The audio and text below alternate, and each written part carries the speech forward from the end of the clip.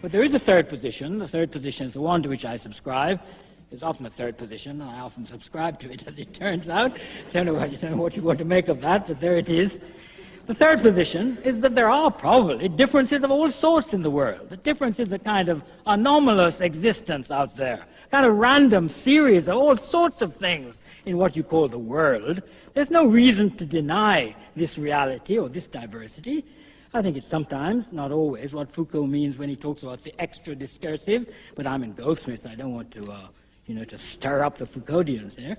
However, it's only when these differences have been organized within language, within discourse, within systems of meaning, that the differences can be said to acquire meaning and become a factor in human culture and regulate conduct. That is the nature of what I'm calling the discursive concept of race.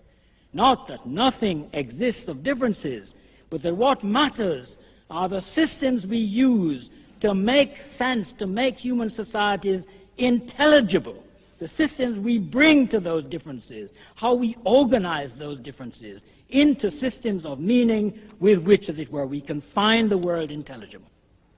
And this has nothing to do with denying that, as I say, the audience test, if you looked around, you'd find we did, after all, look somewhat different from one another.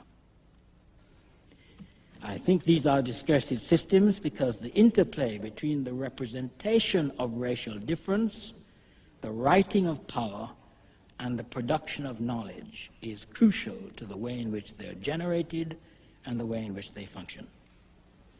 And I use the word discursive here to mark the transition, theoretically, from a more formal understanding of difference to an understanding of how ideas and knowledges of difference organize human practices between individuals.